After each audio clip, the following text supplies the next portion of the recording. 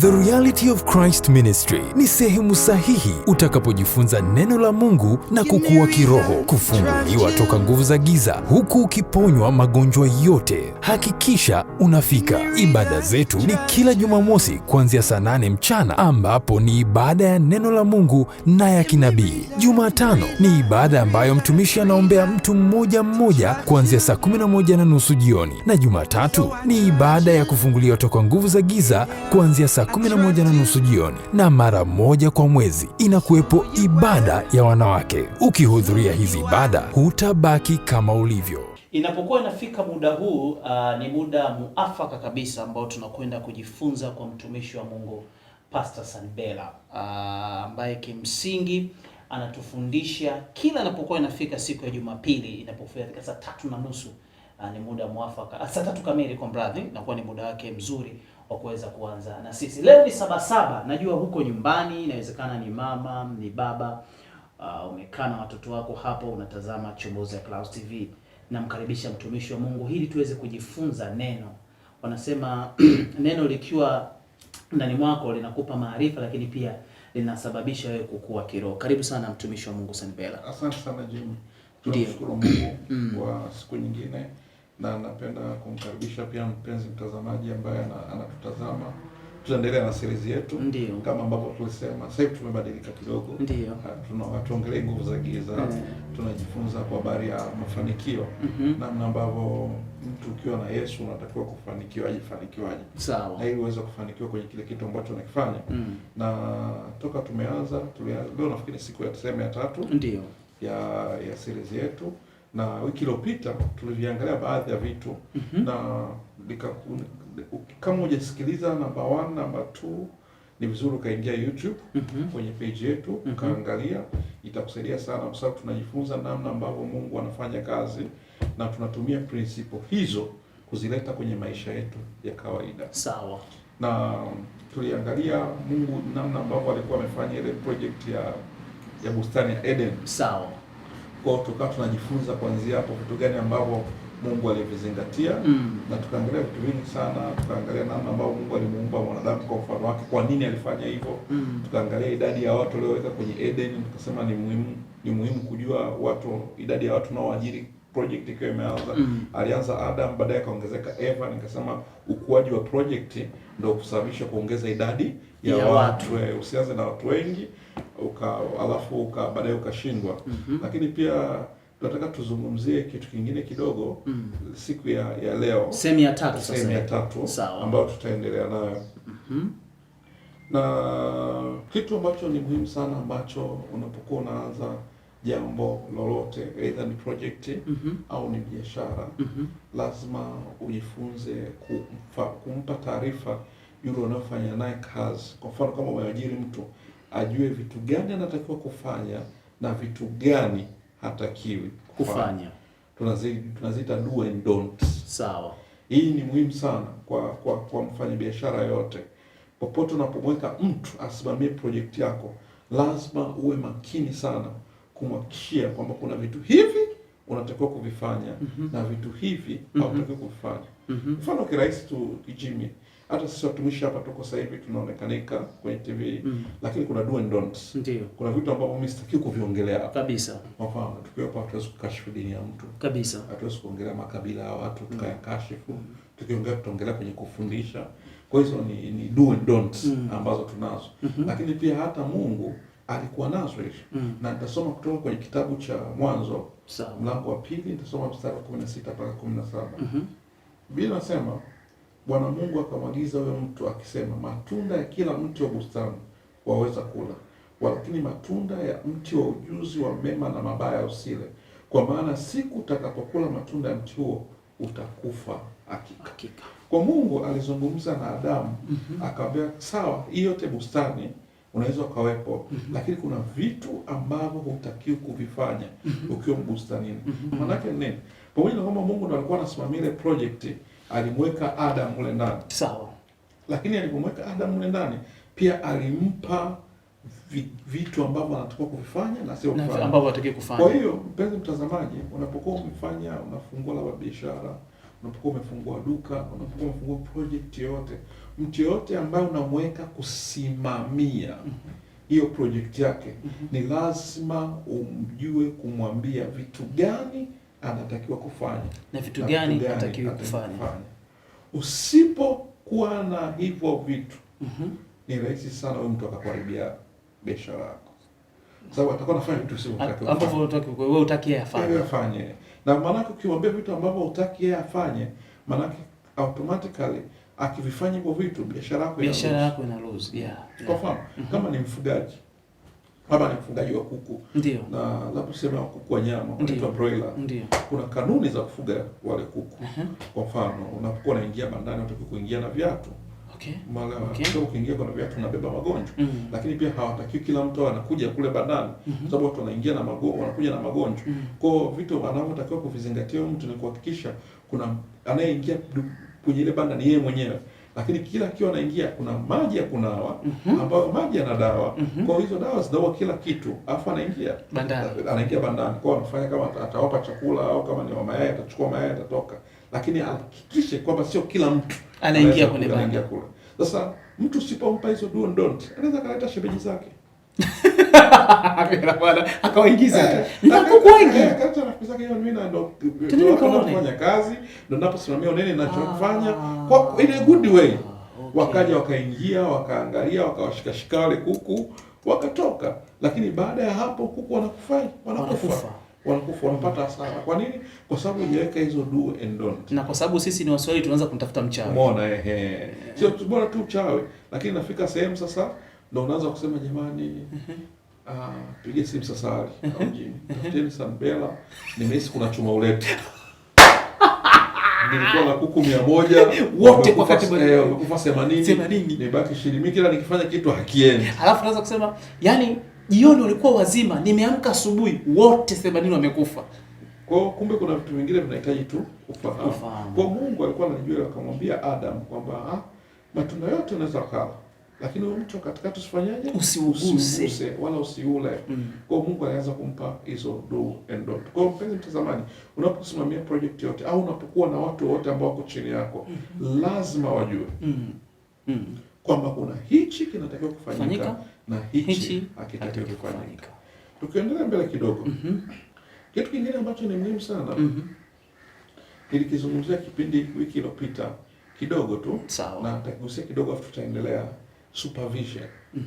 Ni muhimu sana kutembelea supervision eneo ambalo una project nalo. Na tuliongelea na sasa iliyopita akisema unalima, lakini pamoja na kwamba unalima, wewe kazi yako ni kutuma hela kwenye simu tu, na unatumia picha kwenye WhatsApp, unasubiria kuvuna. Mara nyingi hizo project waga zinakufa.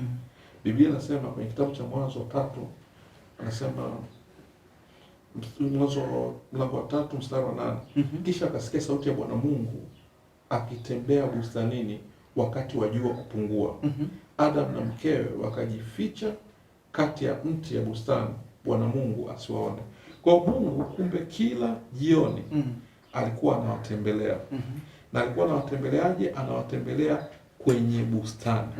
Anaenda kuangalia ni kitu gani ambacho kinatokea, au ni kitu gani ambacho kinafanyika. Kwa kila jioni ilikuwa lazima Mungu aweze kwenda. Wewe ambao unafungua kilimo cha WhatsApp au unafungua project yako au duka, unamweka msimamizi mwezi mzima haupitii. Umeliacha tu duka lenyewe pale. Duka tu lenyewe na yule mtu. Unajua niko busy na kazi, mambo ni mengi. Fuatilia mahesabu, nitumia mahesabu kwenye M-Pesa. Ukija kushtuka sana unaweza kukuta kubwa sana. Kitu kimoja cha kujifunza, siku hiyo waliofanya hilo kosa kina Adam, baada ya kula tunda siku hiyo jioni Mungu akaja. Maana Mungu ilikuwa ni kawaida yake kuja kila siku. Na kwa maana alikuwa anakuja. Yes, kwa sababu walifanya siku hiyo na jioni akaja. Hawakuweza kuvumilia kutoa adhabu. Kwa siku hiyo kila kitu kilifanyika. Kwa hiyo ni muhimu sana mtu ukawa unaweza kutembelea project yako. Ishu kama kilimo kinahitaji sana supervision. sana, inakuhitaji wewe uwepo pale ili uweze kujua, la sivyo watakuwa wanakula hela. Na wale jamani wataalamu wanakutumia, bwana, kuna dawa inaitwa AK6, shilingi ngapi? 60,000. Haya, unatuma. Kuna dawa inaitwa AK7 majina kama bunduki lakini kumbe ni majina ya dawa, lakini kumbe hizo dawa zenyewe hata wakinunua wananunua kwa udogo, au wanaweza kununua dawa ndogo wakaweka maji mengi. Kwa supervision is very very important. Lakini kitu kingine ambacho ni cha muhimu pia ambacho unatakiwa kufahamu na kufanya ni lazima ujue kutoa adhabu pindi mtu anapokosea. Hapo pazito hapo. Yaani ili kuna watu wanafanya biashara kirafiki. Yaani ukishaona unafanya biashara na mtu au kuna watu ambao wako chini yako na hauna uwezo wa kuwaadabisha, unaenda kufeli. Kwa sababu lazima hao watu wajue kwamba nikikosea kwenye hili kitu hichi kitatokea. Ndio maana kwenye kampuni kuna taratibu. Akikosea kwanza atapewa warning letter, kuna warning letter ya pili. Mbona ukizidi kukosea itafika sehemu mpaka utaondolewa kazini. Lakini kuna taratibu kabisa za adhabu ambazo zimewekwa. Sasa hata mtu anaposimamia project yako binafsi, hao wanaosimamia lazima ujue namna ya kuwawajibisha. Mwanadamu amejengewa hulka, endapo hakuna kuwajibishwa, waga kuna yaani kuwa comfortable, kujiweka kwa namna ambavyo hujali uzembe fulani, kama uzembe fulani unaanza kutokea. Ndio maana unakuta kwenye kila sehemu lazima kuwepo kuna sheria ambazo hizo sheria zinawekwa ili kumbana yule mtu aache kufanya udhembe. Na ndio maana kuna kampuni zingine watu wanakiwa target kwamba sawa, unafanya kazi yako, lakini sisi tunataka ufikishe target hii. Wewe sijui kama unakuja siku 3 siku 4 kwa wiki, mimi hainijalishi, lakini target zangu ni hizi hapa, na endapo hujafikisha target hizi kuna kitu kitafanyika kwa mbona. Sasa ili uweze kufanikiwa siku zote lazima ujue kuwajibisha, na Mungu alijua hilo. Ndio maana pindi walipokosea aliwapa adhabu. Hakuchelewa. Sasa ni hatari sana ukawa na watu ambao wako chini yako na uwezi kuwapa adhabu. Hiyo ni mbaya Bela. Unawachekea. Hiyo ni mbaya Bela. Ni hatari sana. Kwa sababu watu pia watakuwa hawana hofu, hawatakuona, hawatakuwa responsible na kile wanachokifanya. Ndio maana ni muhimu sana uwajibishaji uwepo. Ndio maana utaona napenda sana Mheshimiwa Rais anachokifanya. Acheleweshi. Umekosea pale. Yaani on the spot achelewe. Yaani hata kama ni weekend barua yako inakuja. Yaani Jumapili unaipata barua. Alafu mimi nachopenda anaitwaga Jumamosi au Jumapili ili usipate pressure Jumatatu. Maana ikija Jumatatu unaweza ukachanganyikiwa. Yaani umetenda ni kanuni ya kimungu. Ni kanuni ya kimungu. Mungu walipotenda kosa. Kwa hiyo Mheshimiwa Rais anapokuwa anawajibisha watu on the spot, ile ni kanuni kabisa. Of course. Kama alifanya Mungu. Yes, lazima ndio maana uone Mungu akimsubiri Adam siku ya 3, siku ya 4. Akanaye aliwauliza kwa nini mmefanya hivi? Wakaongea walichoongea, akatoa adhabu. Unaelewa? Kwa kwanza kusubiri muda mrefu inaweza kuleta uharibifu pia. Unajua mtu anapokuwa amefanya jambo na hilo jambo likajulikanika ni ubaya wake, ukazidi kumwacha kwenye lile eneo, anaweza kaamua kuharibu zaidi. Kwa ni vizuri sana kumwajibisha as soon as possible. Lakini kuna kanuni, kitu kingine ambacho nataka tukiangalie pia. Ndio. Pamoja na kwamba adhabu ziwepo, ila ni vizuri sana unaofanya nao kazi kumalizana nao vizuri. Na pia hii ni principle ambayo Mungu alitumia kwenye bustani ya Eden. Kwamba pamoja na kwamba kina Musa walikosea, sawa, lakini kuna namna Mungu alimalizana nao vizuri. Nataka tuisome kwenye hiyo nataka neno, maana mara nyingi bwana hii kumalizana vizuri. Kuna watu hapa wamewaachisha kazi wafanyakazi wao, umeona, tena kwa maneno mabaya. Kwa maneno mabaya sana. Huwezi kujua, maisha ni mduara. Maisha yanazunguka. Inawezekana kweli wewe una hela sana sasa hivi, lakini ukamkuta yule aliyomwachisha kazi ndio nesi. Mama we. Afu sikumwekea ile oxygen. Yeye ndo kakaa pale pembeni. Mama we Bela. Unaelewa? Yaani unaweka oxygen afu ndo kakaa pale kwenye mashine pale. Ndio ana control. Kwa ni vizuri sana kumalizana na watu vizuri. Wewe tusome kwenye Kitabu cha Mwanzo, Sawa. tusoma mlango wa 3 mstari wa 21. Na tukumbuke kwamba walipokula tunda, Adam na Eva, kitu cha kwanza walichokigundua, waligundua kwa uchi. Sawa. Kwa wakati Mungu anawapa adhabu, walikuwa bado uchi. Sawa. Kwa walikuwa na hiyo weakness, walikuwa wanajiona wako uchi. Lakini ona Mwanzo 3 mstari wa 21. Bwana Mungu akawafanyia Adam na mkewe mavazi ya ngozi akawavika. Maana wakitoka kwenye ile bustani ya Eden wanatoka kwa duniani. Maana walifukuzwa Eden wakaenda huko duniani. Kwa kuja kawaida nje ile bustani ya Eden. Kwa kulikuwa kuna maisha wanatoka kuendelea kuishi.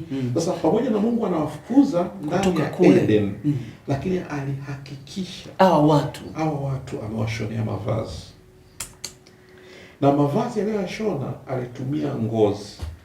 Kwa maana kuna mnyama Mungu aliua, sawa, akatengeneza ngozi akawavika, ili wakitoka watoke na nguo. Kwa utaona namna ambavyo walimalizana nao salama vizuri. Kwa pamoja na kwamba wamekosea sana, pamoja kwamba nimewapa adhabu, lakini waondoka wakiwa uchi. Hapana. Ili sio jambo jema. Ndio maana nataka kuzungumza pale, kuna watu wanafanya nao kazi, unaweza kuwa wamekosea sana, lakini kile anachokistahili, kama kuna madai, kuna hela alizokuwa anakudai, mpe hizo hela. Ni haki yake. Usichukue kosa lake kumnyima haki yake. Kwa sababu haya maisha yanaendelea. Leo wewe bosi, kesho umeshuka. Kwa hiyo Mungu pamoja na kwamba ana kitu chote vitu vyote walivyokuwa wamevikosea, lakini bado alijua kwamba wako uchi na wanahitaji msaada. Kwa akaamua kutafuta ngozi akawavika. Aliwavika ile ngozi akawaruhusu wakatoka kwenye ile bustani. Sasa wewe jiulize, kuna watu wangapi wakikosea, dada wa kazi akivunja sahani umlipe mshahara wake. Tena kavunja sahani 3 lakini umlipe mshahara wa mwezi mzima. Nikumbusha kuna mama mmoja zamani tukiwa wadogo, jirani kabisa, sitaki kumtaja jina, alikuwa afanya kazi. Tena naongea kwa nyodo, sikulipi mshahara wako na nakupeleka. Sio mama akichaka na kutimua na kulokuta dada na ushua nguo zile. Sio jambo zuri, sio jambo zuri. Kwa lazima pamoja na kwamba watu kwenye project tulionao wanaweza kuwa wamekosea, tuwape adhabu. Sawa. Ni sahihi. Sawa. Lakini pia tukishawapa adhabu, tuwape kile wanachostahili kupata. Kama alikuwa na madai, kama alikuwa na chochote, ni vizuri kumpa. Lakini kuna kitu kimoja pia Jimmy cha msingi. Ambacho niliposoma Biblia nikashangaa sana. Watu wengi, kwa mfano kama ana duka, mtu akaiba vile vitu dukani, unakuta huyo mtu anakuwa very disappointed sana, anafunga zile duka sana. Hiyo sio sawa. Mungu pamoja na vimeibiwa, lakini ni vimeibiwa, naelewa. Nataka tuone mfano mzuri wa Mungu alichokifanya kwenye Eden. Sisi ndio mfano wetu. Sawa. Kitu Mungu alifanya pamoja na kwamba kina Adam walikosea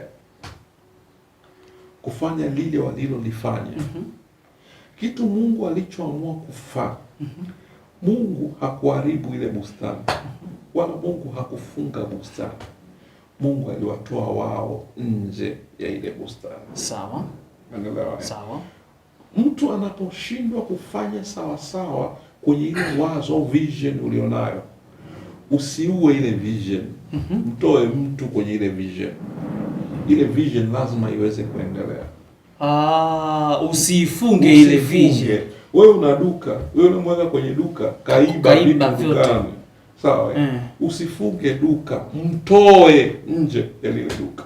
Then muhamishe, duka liendelee kuwepo pale kama lilivyo. Maana kuna mtu mwingine atakuja, kwa sababu ile vision ni wazo. Kwa hiyo unachotakiwa kufanya ni kuhakikisha unamtoa yule mtu asiyestahili. Kwa sababu ukiangalia mtu asiyestahili akikaa sehemu, huwa anaweza kaleta madhara kwenye lile eneo.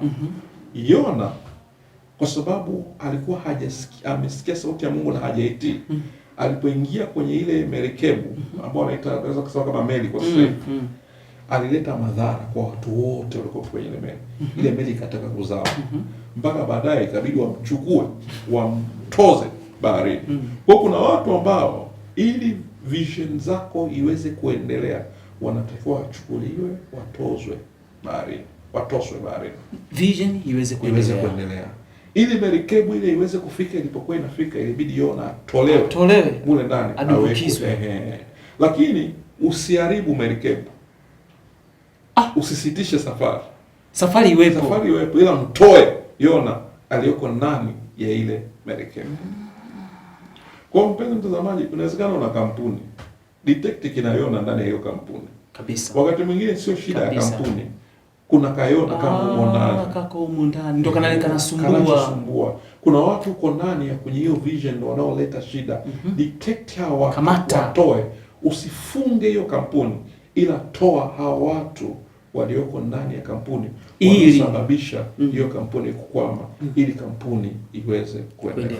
I say. Hiyo ni kanuni ya Mungu. Hiyo ni kanuni ya Mungu ambayo ina apply kabisa kwenye maisha ya kawaida. Haiwezekani. Issue sio garden. Sio garden. Issue ni nyinyi hapa, na kwa sababu adhabu yenu ni hii, basi ninawatoa ndani ya ile bustani ya Eden. Kwa mpenzi mtazamaji, hiyo ni principle ya kimungu. Unafanya biashara, ni mkulima, chochote unachokifanya, hata kama ni mtumishi, angalia, detect kwenye ile vision unayo. Kuna watu wengine wanastahili kuondolewa. Kwa sababu ukizidi kuwabeba, hata bila kama unampenda kiasi gani, lakini umeona kabisa huyu ni mkorofi, yani anajua anaweza, lakini hapana, nao tunabidi tuishie hapa. Na unajua Jimmy, ukiona sehemu yote kuna, kwa mfano ukiona sehemu kwa kuta kuna mgomo, labda ndani ya kampuni kuna mgomo, jua kuna mtu mmoja alianza kutoa Yesu. Yani mgomo huanzaje tu kwa wote, yani kuna mtu mmoja au kurupuki. Kuna mtu mmoja ndo alianzisha hicho kitu, ndo ile spread hiyo poison, ndo ile spread hiyo sumu. Unaweza kuwalaumu wale wengine wote, lakini kuna mtu mmoja unatakiwa kumdetect. Huyu hapa ndo sababu. Ndio maana wanakuambia ukitaka ukiwachukua kama kundi, ni ngumu sana kuwashinda. Lakini ukitafuta mmoja, ndio maana serikali katika migomo ilikuwa tafuta wale men. Hawatafuti na usikie wamekamata wengine. Wanatafuta wale men walioanza. Ukishapata si waziri wa nini sijui wale, ukishapata source ya tatizo, umeondoa tatizo. Kwa kuna watu ambao ukifanikiwa kuang'oa, hapo kwezi kukupa kushake bela hapo kidogo. Of course, sasa kwenye kafara kwenye duka unaweza kuogopa kushake. Sawa, ukisema nikimuondoa huyu nitashake, bora nimweke. Lakini kubwa ukimweka unaendelea kushake. Kwa sababu paka unafikiria kumuondoa, maana yake unashake. Sio, umeelewa? Kama umefika sema sina basi. Yaani ukishaona tatizo limeanza kuwepo tatizo, usiogope kumuondoa kwa sababu tatizo litakuwa kubwa. Ila kuwepo huyo mtu kuendelea, bado tatizo litakuwepo tu. Hatari ni kwamba the more atakavyozidi kukaa, ndivyo uharibifu utakavyozidi kuwa mkubwa. Huyo. Kwa ni bora kumremove, ni bora kumuondoa mapema kabla tatizo halijawa kubwa. Najua kuna watu wengine tunawapenda, lakini kuna watu unampenda, lazima kubaliana na mimi, kuna watu hawapendeki. Yaani kuna watu unaweza kuwapenda lakini hao watu hawapendeki. Unaweza kumbeba mtu kwenye mgongo, habebeki. Ukimbeba mtu kwenye mgongo umejifunga na kanga, lakini kapanda na kiwembe. Mama yangu kwenye mgongo. Toba. Umeona, na anachana ile wanaita nini? Ile kanga na kiwembe chake. Huyo mtu wa nini? Sio unamwaga, unamwacha. Unachana naye. Kwa sababu Mungu ana watu wengi by the way. Kuna watu ambao unaweza kaangaika kumbeba, lakini kuna watu hawabebeki. Believe me Jim. Kuna watu unaweza kawapenda lakini hao watu hawapendeki. Ukizidi kumngangania huyu mtu, kama ndo mko kwenye ile merikebu ya Yona, atakufa yeye na wengine wote, na vision itadisappear. Tunafikia mwisho Bella. Zungumza unavyoongea hivi, yani nahisi kuna mama mmoja namuona anajaribu kufanya maamuzi lakini anashindwa. Anashindwa kufanya maamuzi kwa sababu ya vijana alikopo nao.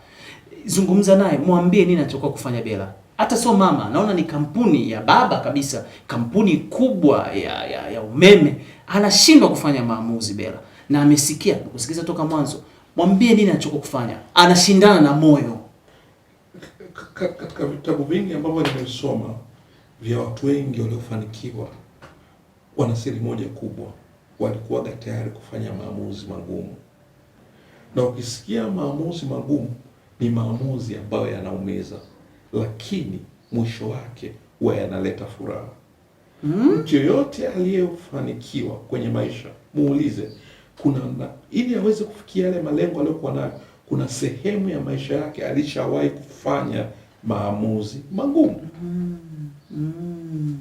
Angalia wamiliki wa Microsoft, angalia wamiliki wa matajiri wengi, kuna maamuzi magumu walifanya, na maamuzi waliyofanya yalikuwa ni kama pata potea, kwamba inawezekana ndo akalose kabisa au inawezekana wakafanikiwa. Kwa hiyo mpenzi mtazamaji, siku zozote ukishaona kuna mtu kwenye maisha yako na huyo mtu amekuwa ni changamoto kwenye vision ulionayo, hata kama huyo mtu ni potential kiasi gani, lazima ufanye maamuzi magumu.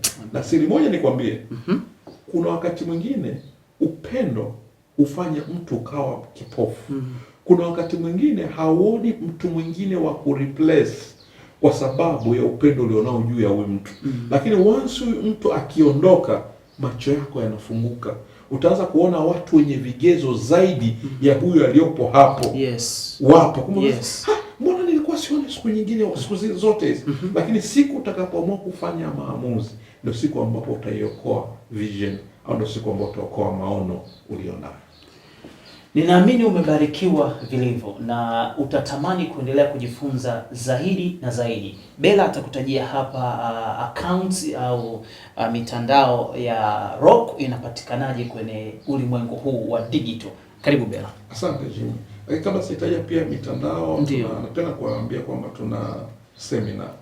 Seminar? Tuna seminar inaanza kesho. Sawa. Kesho Jumatatu. Ndio. Kuanzia saa 11:30.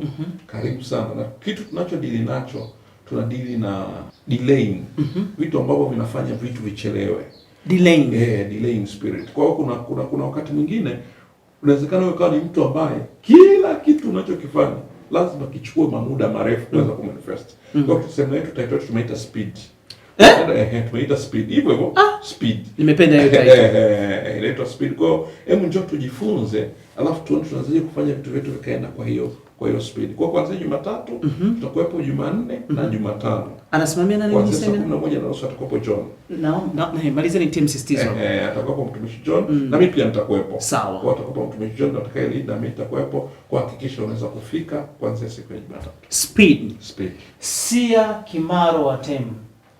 Umesikia semina mpya hii. Samahani Bella, naomba niwaambie mwamba ngoma vutia kwake kidogo. Kiwango umesikia speed, tafadhali naomba usikose speed. Ni kwa ajili yako. Bella, la kumalizia kuhusu akaunti zetu. Akaunti zetu za YouTube, andika The Reality of Christ Ministry. Utapata akaunti yetu ya YouTube, kisha umesubscribe. Nenda Facebook pia, andika The Reality of Christ Ministry, utaikuta. Na Instagram pia, The Reality of Christ Ministry. Lakini pia kuna akaunti yangu ambayo ni private, Minister Sanbella. Kienda pale utanikuta. Jamani, wadada wote wale ambao mnanijia DM kwa ajili ya kuomba namba mtumishi wa Mungu, amesema ana akaunti yake binafsi. Nendeni kwa Bella pale. Ana akaunti DM. Mimi jamani, mpunguze. Maana mimi sio mchungaji, mimi mtangazaji. Mimi yangu kutangaza tu Bella. Maana sasa naisha nesi mimi mtumishi sasa. Wanaisi unawabania na Bella yani wananisumbua. Basi tuishie hapo. Anyway, uwe na siku njema. Asante kwa kuendelea kutazama kipindi hiki cha mtumishi wa Mungu Sanbella. Endelea kukaa hapa kwenye Chomoza Clouds TV.